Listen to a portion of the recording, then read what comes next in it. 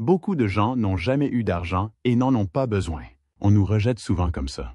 Parce que, vous savez quoi? Ils s'en fichent. Ils s'en fichent de votre argent. Ils n'en ont jamais eu et n'en auront jamais. Quand ils ont découvert Frank Fritz mort sur le sol de sa salle de bain, personne ne s'attendait à ce qui se cachait dans son garage. Une collection secrète valant des millions. Plus de 75 motos anciennes, dont un prototype unique d'Indian Chief de 1947 d'une valeur de 250 $.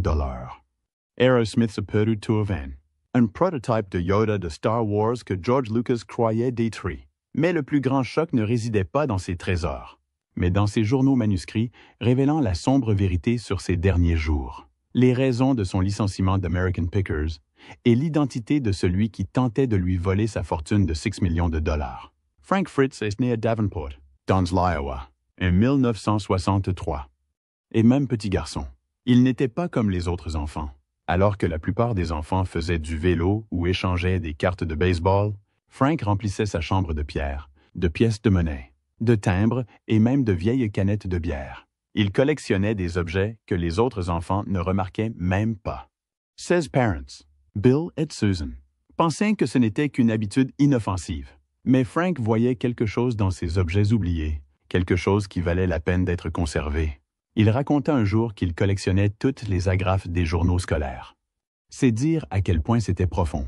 Il était même fasciné par les lames de rasoir, ce qui semblait étrange à l'époque. Mais très tôt, il a montré qu'il avait l'œil pour des choses que les autres ignoraient. En grandissant, Frank est allé à l'école intermédiaire de Sodlow, puis au lycée de Bettendorf. C'est là qu'il a rencontré Mike Wolfe. Ils étaient en 4e lorsqu'ils ont eu le coup de foudre. Et il n'a pas fallu longtemps pour qu'ils partent le week-end à la chasse au trésor dans les vides-greniers et les marchés aux puces. Les deux garçons étaient attirés par le même genre de choses, des objets étranges, poussiéreux, oubliés, qui avaient une histoire à raconter. Alors que certains professeurs pensaient que Frank pourrait aller loin avec une éducation traditionnelle. Il choisit une autre voie. Il ne voyait pas l'université comme l'endroit où il apprendrait l'essentiel. Il croyait que la véritable connaissance venait de l'expérience, de la rencontre avec des objets anciens, de l'étude de leur histoire et de la découverte de leurs valeurs. Après le lycée, Frank a accepté un poste d'inspecteur des incendies couvrant une grande partie de l'Iowa. Il a exercé ce métier pendant près de 25 ans, mais la passion de la collection ne l'a jamais quitté. Au contraire, il a grandi. Adolescent. Il avait déjà commencé à acheter des motos. Il n'avait que 6 ans lorsqu'il acheta une Harley-Davidson de 1964 pour plus de 4 $. Une somme colossale à l'époque. Ses parents étaient sous le choc. Mais Frank ne voyait pas cela comme une simple moto. C'était un morceau d'histoire. Il a travaillé dur dans des entreprises comme Quad City Automatic Sprinkler et Coast to Coast Hardware pour financer sa nouvelle passion. Au fil du temps, il possédait plus de 5 motos anciennes. Il avait même construit une grange pour les entreposer. Chaque année, il participait au Rally Motor de Sturgis, dans le Dakota du Sud, et il était devenu un visage familier du monde de la moto bien avant son apparition à la télévision.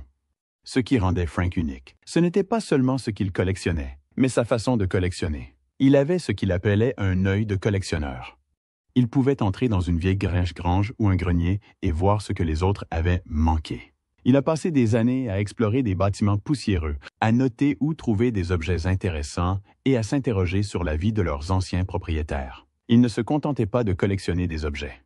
Il recueillait leurs histoires, et cette approche a fait de lui d'un collectionneur occasionnel. Quelqu'un qui traitait chaque trouvaille comme un morceau d'histoire rescapé des poubelles. Même dans son travail d'inspecteur des incendies, la passion de Frank pour la collection n'a cessé de croître. En inspectant de vieux bâtiments, il tombait souvent sur des objets oubliés. Casques de pompiers, alarms, equipments vintage. Il ne s'agissait pas seulement d'outils oubliés. C'étaient des fragments du passé, et Frank savait les repérer. Ses inspections devinrent en plus que cela, de véritables chasses au trésor dissimulées derrière des rapports de sécurité et des codes d'incendie. Et au fil du temps, cette combinaison inhabituelle de métiers, inspecteur le jour, préparateur de commandes par cœur, a façonné l'expert qu'il allait devenir. Son travail d'inspecteur a aiguisé son souci du détail. Il a appris à décrypter un bâtiment, à voir ce que les autres ne voyaient pas. Cette même compétence lui fut utile plus tard lorsqu'il se rendait dans des boutiques d'antiquités ou des entrepôts à la recherche de trésors cachés. Il ne se contentait pas de deviner. Il avait un système. Des années passées à scruter les murs et à repérer les dangers l'avaient entraîné à repérer ce que les autres oubliaient. Cet avantage lui serait plus tard utile sur les cueilleurs américains lorsqu'ils fouillaient des montagnes de bric-à-brac à la recherche d'objets de valeur. Un instant précis a tout changé. Frank a acheté un vieil objet pour seulement 15 $, quelque chose de simple, et l'a revendu plus tard pour 475 $. Cette vente lui a marqué.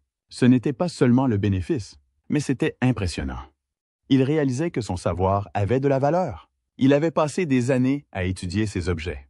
Et maintenant, cela payait. Cette affaire lui montrait que sa passion pouvait devenir une véritable entreprise. Dès lors, il a commencé à envisager la collection sous un autre angle. Non plus comme un simple passe-temps, mais comme un moyen de construire quelque chose de plus grand. En 2002, Frank a décidé de franchir le pas. Il a pris sa retraite de l'inspection incendie et a ouvert une boutique appelée Frank's Finds à Savannah, dans l'Illinois. C'était plus qu'un magasin. On aurait dit un petit musée rempli de matériel de pompiers, d'outils anciens et d'objets dont la plupart des gens avaient oublié l'existence. Le bâtiment lui-même avait une histoire. C'était un vieil opéra avec un bar attenant, et y pénétrer donnait l'impression de voyager dans une autre époque. Certains visiteurs disaient qu'ils sentaient le moisi et paraissaient sombres. Mais pour Frank, cela faisait partie de son charme. C'était son univers. Brut, authentique et plein de caractère. Au fil des ans, la boutique est devenue un pôle d'attraction pour les collectionneurs et les voyageurs curieux. Les visiteurs venaient simplement pour admirer les objets étranges et merveilleux exposés. L'aménagement n'a pas séduit tout le monde. Certains ont eu du mal à s'y retrouver, mais ceux qui comprenaient la démarche de Frank en ont compris l'intérêt. La boutique, et tout ce qu'elle contenait, est devenu le fondement de son prochain chapitre. Quand la télévision a fait son apparition, Frank était prêt. Il n'avait pas besoin de jouer la comédie. Il devait juste être lui-même, celui qui voyait des trésors là où d'autres voyaient des déchets et qui ne cessait jamais de croire que chaque objet avait une histoire à raconter. Avant même que American Pickers ne devienne un succès télévisé, Mike Wolfe troquait déjà de vieux trésors, caméra au poing. C'est vers 2002 qu'il a commencé à filmer ses aventures. Au même moment, son vieil ami Frank Fritz venait de quitter son emploi stable d'inspecteur des incendies pour ouvrir sa propre boutique d'antiquités à Savannah, dans l'Illinois. Frank était heureux de tenir sa boutique remplie de motos anciennes, de bidons d'huile et de vieux jouets. Il n'avait pas l'intention de prendre la route, mais Mike avait une vision. Il croyait que leurs expéditions de cueillette pourraient prendre une tournure plus ambitieuse, et il passa des mois à essayer de convaincre Frank de le rejoindre. Frank n'en était pas sûr. Il aimait le magasin. Il était stable. C'était le sien. Mais un jour, quelque chose a changé. Frank a acheté un petit badge à une fraternité pour 115 $. Ça n'avait pas l'air de grand-chose. Plus Todd, il l'a vendu pour 450 $. Ce moment lui a procuré une bouffée d'adrénaline, une sorte d'euphorie du joueur, comme il l'appelait. Ce sentiment, combiné aux pressions constantes de Mike, a finalement convaincu Frank de tenter sa chance. Il ferma ses portes, prit son matériel et rejoignit Mike sur la route. Ses premiers voyages, filmés sur le vif, allaient devenir la matière première qui allait attirer l'attention des producteurs de télévision. La première d'American Pickers en janvier 2010 marqua un tournant. Frank est passé du statut de commerçant discret à celui de personnage regardé par des millions de téléspectateurs chaque semaine. Le premier épisode a rassemblé plus de 3 millions de téléspectateurs, l'un des plus grands lancements de l'histoire de History Channel. Frank, avec sa barbe, sa carrure trapouée et son ton calme, contrastait parfaitement avec la personnalité dynamique de Mike. Les gens l'adoraient pour cela. Et non rien de temps. Les fans faisaient la queue pour les voir en personne. En octobre, ils visitèrent le California Surf Museum, et une foule immense se rassembla devant. Frank, l'air perplexe, demanda « Que font tous ces gens ici ?» Mais y resta et signa des autographes jusqu'à épuisement des spectateurs. 8 mois seulement après le début de l'émission, un épisode atteignit 5,3 millions de téléspectateurs. Frank était devenu une star. Leurs premiers voyages furent des aventures en toute liberté. Ils sillonnaient les routes à bord d'un van Mercedes blanc qu'ils troquèrent plus tard contre un Ford Transit sans plan précis. En septembre 2011, ils traversèrent le sud du Maine et tombèrent par hasard sur Champion Auto à Arundel. Le propriétaire, Mario Bennett, était stupéfait. Il regardait l'émission chaque semaine, et maintenant les stars étaient dans son jardin. Frank achetait des bidons d'huile, des panneaux et des souvenirs de station service, tandis que Mike se concentrait sur les équipements de moto. Ils ont passé 5 jours à explorer la région, sans aucun scénario, à suivre des pistes et à rencontrer des gens. C'était ça. La magie, 2 amis dans une camionnette à la poursuite du passé. L'une des raisons du succès de la série, c'est que Frank et Mike étaient des opposés. Et c'est de la meilleure des manières. Mike était grand et mince, plein d'énergie et d'enthousiasme. Frank était plus petit, plus calme et plus méthodique. Mike aimait les vieilles motos et les Volkswagen. Frank chinait des jouets, des bidons d'huile et des motos de collection. Lorsqu'ils ont fouillé chez Mario dans le Maine, c'était évident. Mike a déniché les motos. Frank a attrapé les panneaux des stations-service. Ils s'assemblaient comme des pièces de puzzle. Mike a un jour qualifié Frank de rêveur, sensible, drôle et attentionné. Les fans l'ont également vu et ont adoré cette étrange alchimie. Certains se sont reconnus dans le style soigné de Frank, d'autres se sont davantage identifiés au rythme rapide de Mike. Ce mélange rendait l'émission plus accessible. La passion de Frank pour les motos a commencé bien avant de l'émission. Adolescent, il a acheté une Harley-Davidson de 1964, ce qui a probablement rendu ses parents nerveux. Ce fut la première d'une longue série. Au fil des ans, il s'est constitué une collection d'environ 35 motos anciennes, entreposées dans une grange aux allures de musée. Il possédait des motos Indian Rares, dont un modèle 4 cylindres de 1938 trouvé dans une grange de Philadelphie. Il y avait aussi des motos britanniques, Vincent, BSA, Triumph. L'une de ses pièces les plus prisées était la Von Dutch XAV-W, un cadre Harley de 1942 propulsé par un moteur Volkswagen et peint sur mesure par Von Dutch lui-même. Frank l'avait vu dans un magazine des décennies plus tôt et fut stupéfait de le retrouver dans un vide-grenier. Sevilla, comme tant d'autres de sa collection, racontait une histoire, et c'est ce qui comptait pour Frank. En 2013, il a décidé de partager ses connaissances. Il a écrit un livre intitulé « Comment choisir des motos vintage ». Ce livre n'était pas réservé aux experts. Il l'a écrit pour tous les passionnés de moto ou souhaitant se lancer dans la collection. Ce livre regorgeait de conseils, d'anecdotes et de photos de ses trouvailles. Il expliquait comment repérer une bonne affaire, comment négocier et quoi rechercher dans une perle rare. Son style était simple, drôle et clair, comme à la télévision. Pour Frank, ce livre était un moyen de transmettre tout ce qu'il avait appris au fil des ans. Il voulait que les gens comprennent l'histoire des machines et ressentent le même frisson qu'ils ressentaient en ressuscitant une.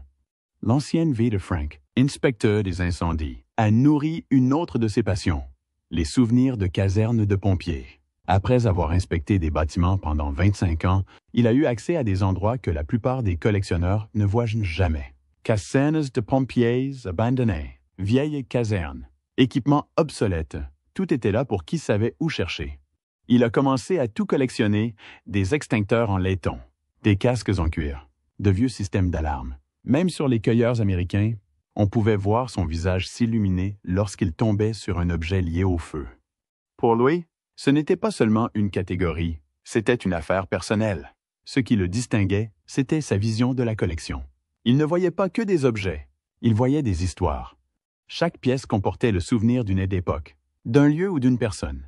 Il passait souvent plus de temps à discuter avec le vendeur de l'histoire de l'objet qu'à marchander le prix. Il s'intéressait particulièrement aux objets témoignant du mode de vie des Américains d'autrefois. Vieux outils, objets oubliés, jouets étranges. Il traitait les souvenirs de guerre avec un profond respect, faisant parfois don d'objets à des musées s'ils étaient liés à des soldats tombés au combat. C'était Frank. Il croyait que ces histoires devaient être préservées et non enfermées. Frank Fritz a passé la majeure partie de sa vie à lutter contre une maladie que la plupart des gens ignorent. Pendant plus de 36 ans, il a souffert de la maladie de Crohn, une maladie douloureuse et épuisante qui rendait son quotidien difficile, notamment lors du tournage d'American Pickers. Son ami proche a dit un jour que Frank souffrait de ce problème depuis l'âge de 25 ou 30 ans. Il le cachait bien, surmontant sa douleur sous les yeux de millions de personnes à la télévision, sans jamais savoir ce qu'il traversait. Sa situation s'est améliorée lorsqu'il a arrêté de boire et s'est concentré sur sa sobriété. Mais des années de stress et de maladie avaient déjà eu raison de lui. Sa santé ne cessait de se dégrader, et finalement, son corps n'arrivait plus à le supporter. Lorsqu'il est décédé à 60 ans, beaucoup n'ont pas réalisé à quel point il avait souffert en coulisses. La nouvelle a commencé à éclater au grand jour en 2017. Frank conduisait à contresens lorsque la police l'a interpellé. Il a expliqué avoir bu et pris du Xanax, prescrit selon lui pour son anxiété. Il a échoué au test de sobriété et a été inculpé de conduite en état d'ivresse. Plus Todd. Il a expliqué que son anxiété provenait du fait d'être constamment surveillé et jugé. Il a ajouté que les gens suivaient ses moindres faits et gestes et que la pression l'avait atteint. Il a évité la prison en acceptant un arrangement, mais sa réputation était déjà ternie. Ce moment a levé le voile et a montré que la célébrité ne l'épuisait pas seulement. Elle le transformait. Son amitié avec son partenaire à l'écran, Mike Wolfe, commençait également à se détériorer. En 2021, Frank a déclaré qu'il ne s'était pas parlé depuis 2 ans. Ce qui le blessait vraiment, ce n'était pas le manque de travail, mais le silence. Il avait subi une opération du dos et Mike ne l'avait jamais appelé. Frank avait l'impression que le spectacle avait toujours été déséquilibré, que Mike était la star et qu'il ne faisait que suivre. Il plaisantait même en disant que c'était comme être dans un groupe avec Steven Tyler. « Tu ne seras jamais le leader. » Quand Mike a posté un message en ligne disant qu'il avait perdu Frank, Frank n'y a pas cru. Il a dit que c'était un faux et que quelqu'un d'autre l'avait probablement écrit. Il ne croyait pas que Mike lui ait jamais dit quelque chose de gentil dans la vraie vie. Pourtant, après des années de tension, ils se sont enfin revus en mai 2023. Pendant le week-end du Memorial Day, un ami commun a contribué à ce que cela se produise. Mais la douleur ne s'est pas arrêtée là. Pendant la pandémie, Frank s'est blessé au dos en déplaçant quelque chose chez lui. Il a dû être opéré, mais le moment était mal choisi. Confinements, isolement et rupture sont arrivés simultanément. C'est à ce moment-là qu'il est devenu accro aux opioïdes. Au début, c'était pour gérer la douleur. Mais la situation est vite devenue incontrôlable.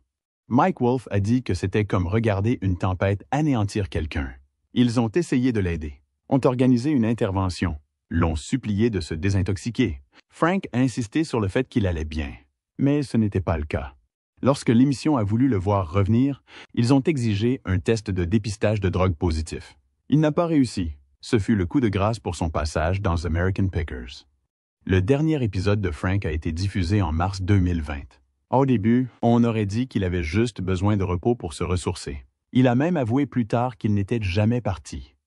Il venait de subir une opération du dos, puis la COVID a frappé. Mais en juillet 2021, Mike a confirmé qu'il ne reviendrait pas. Il a posté un message pour souhaiter bonne chance à Frank. Mais c'était tout. En coulisses, les choses étaient différentes. Frank avait subi une opération chirurgicale majeure. 185 pointes de suture, 2 tiges dans la colonne vertébrale. Il s'est dit prêt à reprendre le travail. Complètement rétabli et impatient de reprendre le travail.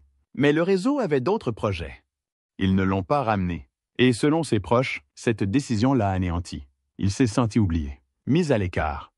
À partir de ce moment-là, sa santé n'a fait qu'empirer. La vie de Frank Fritz a basculé le 14 juillet 2022. Ce matin-là, un ami est entré dans la ferme de Frank, dans l'Iowa, et l'a trouvé allongé sur le sol. Il ne bougeait pas. Il ne pouvait pas parler. Son ami a immédiatement appelé les secours. « Il est peut-être en train de faire une crise », a dit l'ami. « Il ne peut pas me parler. » Frank, qui avait 59 ans à l'époque, avait été victime d'un grave accident vasculaire cérébral. Les médecins l'ont transporté d'urgence à l'hôpital. Mais les lésions cérébrales étaient déjà graves. Il avait perdu une grande partie de sa capacité à se déplacer et à penser clairement. Après 1 mois d'hospitalisation, il fut transféré dans une maison de retraite. Ce n'était que le début d'un long et douloureux combat pour la survie. Même à son retour chez lui, Frank avait encore besoin de soins constants. Son état de santé ne cessait de se dégrader. Il recevait de nombreux appels d'urgence, notamment lorsqu'il contracta une pneumonie et dut retourner à l'hôpital. Au fil des semaines, il devint évident que Frank ne pouvait plus faire de choix concernant sa vie ou son argent. En août 2022, le tribunal est intervenu.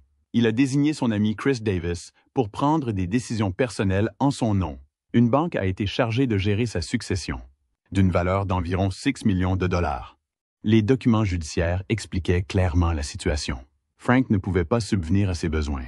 Il ne pouvait pas s'assurer de manger, de se loger, ni même de recevoir les soins médicaux de base. Sans aide, il risquait d'être gravement blessé, voire de mourir. Mais même avec de l'aide, ce n'était pas facile. Le Guardian et la banque ont subi la pression du tribunal. Les juges réexaminaient leurs actions chaque année pour s'assurer que Frank était réellement pris en charge. Et puis, il y avait le coût. Frank avait gagné des millions pendant son séjour chez American Pickers, mais ses économies ont rapidement commencé à fondre. Il dépensait environ 30 $0 par mois en soins médicaux, soit plus de 350 $0 par an. À cette époque, ses seuls revenus annuels s'élevaient à environ 60 $0 provenant de placements. Ce n'était pas suffisant. Frank avait besoin de soins infirmiers 24/24, d'équipements spécialisés, de kinésithérapie et de traitements pour d'autres maladies graves comme la maladie de Crohn et la BPCO. Son ami proche, Jerry Jandreau, a déclaré qu'il était même question de vendre aux enchères les antiquités de Frank après sa mort. « Je pense qu'une vente aux enchères lui serait très bénéfique », a déclaré Jerry. Ses fans le soutiendraient. Avec le temps, l'état de Frank s'est aggravé. Jerry a dit que lui rendre visite était déchirant. Un côté du corps de Frank ne fonctionnait plus du tout. Il essayait de lever son bras, mais il tombait. Se souvient Jerry? Ce qui était encore plus douloureux, c'était que Frank savait exactement ce qui lui arrivait. Il était conscient de sa chute. Il ne pouvait plus parler comme avant. Il ne pouvait plus bouger. Et il ne pouvait rien y changer. Jerry croyait que Frank avait perdu la volonté de se battre. Quand les gens sont fatigués, disait-il, ils perdent souvent le goût de vivre. Je pense vraiment qu'il aurait pu vivre plus longtemps s'il n'avait pas abandonné. Puis vint l'appel final. Le 30 septembre 2024, Mike Wolfe, partenaire de longue date de Frank dans American Pickers, apprit que l'état de Frank déclinait rapidement. Mike se précipita à ses côtés. Il resta 1 heure à lui tenir la main, à lui frotter la poitrine et à lui murmurer des choses à l'oreille. « Je lui ai dit que je n'étais pas en colère contre lui, » a dit Mike. « Je lui ai dit que je l'aimais. » Juste avant que Frank ne rende son dernier souffle, Mike lui a donné un dernier message. « Va chercher ta mère. Va la chercher à Vintage 50. Frank est décédé. » Mike était là, tout comme la mère de Frank et sa meilleure amie, Annette Oberlander. Annette a raconté plus tard que Mike n'avait jamais cessé d'être là pour Frank. Il était avec lui jusqu'au bout, dit-elle. C'est ainsi qu'ils le souhaitaient tous les deux, lorsque Frank Fritz est décédé en septembre 2024. Personne ne s'attendait à ce qu'on trouverait derrière les portes de son ancien garage. Caché au public pendant des années se trouvait quelque chose d'incroyable. Plus de 75 motos anciennes, chacune avec une histoire, chacune un morceau d'histoire. Certaines semblaient tout droit sorties d'une usine. D'autres étaient poussiéreuses, rouillées et attendaient visiblement une seconde chance. Le plus vieux vélo datait de 1912. Quelques-uns étaient même de rares prototypes que les experts croyaient disparus à jamais. La plupart des gens ignoraient que Frank avait discrètement amassé tout cela. Seuls quelques amis proches connaissaient l'ampleur de ce qu'il avait caché. Mais lorsque la nouvelle s'est répandue, les collectionneurs et les musées du monde entier se sont enthousiasmés. Beaucoup disaient qu'il s'agissait peut-être de l'une des découvertes de motos les plus importantes depuis des décennies. En y regardant de plus près, les détails sont devenus encore plus époustouflants. Une moto, une Nias 4 de 1922, avait été achetée pour seulement 45 $0 lors d'un épisode mémorable d'American Pickers. Sa valeur avoisinait alors les 200 $.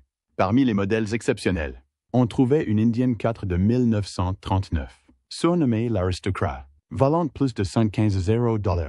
Il y avait également des Indian Scouts d'avant-guerre, dont un modèle de 1928 dont la peinture d'origine était encore intacte. Frank possédait également 3 Harley-Davidson Panhead des années 1950, chacune à différents stades de réparation. Mais la plus grande surprise fut un prototype unique d'Indian Chief de 1947. Son design ne correspondait à aucun autre modèle connu, et les experts estimaient qu'il pourrait valoir plus d'1/4 million de dollars. Mais les motos n'étaient pas le seul élément qui rendait cette collection si spéciale. À côté d'elle se trouvaient des journaux manuscrits, des dizaines d'entre eux soigneusement conservés pendant plus de 30 ans. Frank avait tout noté, d'où venait chaque moto, qu'il avait possédé auparavant, quelles pièces il devait retrouver. Il a même écrit sur les difficultés rencontrées pour remettre certaines motos en état, le temps passé à l'atelier et la joie qu'il ressentait lorsqu'une moto fonctionnait enfin à nouveau. Parfois, il ajoutait de petites notes personnelles sur les sensations qu'une balade lui procurait ou sur ce qu'elle lui rappelait. Ces journaux ont fait de cette collection bien plus que de simples machines. Ils racontaient une histoire. Et pour les collectionneurs, cela rendait tout cela encore plus précieux. Une fois l'inventaire complet terminé, les experts estimaient que la collection pouvait valoir plus de 2 millions de dollars. Certains pensaient même que la valeur pourrait dépasser les 3 millions de dollars une fois les enchères lancées, surtout avec le nom de Frank associé à chaque objet. Les maisons de vente se sont démenées pour obtenir les droits de vente. On savait qu'il ne s'agissait pas seulement d'acheter de vieux vélos. Il s'agissait de posséder un morceau d'histoire américaine, préservé avec amour par un homme qui en comprenait véritablement la valeur. Mais la passion de Frank pour l'histoire ne s'arrêtait pas aux motos. Niché dans le break se trouvait un vieux van déglingué qui, à première vue, ne payait pas de mine. Mais ce n'était pas n'importe quelle camionnette. C'était celle-là même qu'Aerosmith utilisait à ses débuts, allant de concert en concert alors qu'ils étaient encore inconnus. Frank et Mike Wolf l'avaient trouvé dans les bois du Massachusetts en 2018, l'avaient acheté 25 $, et l'avaient restauré.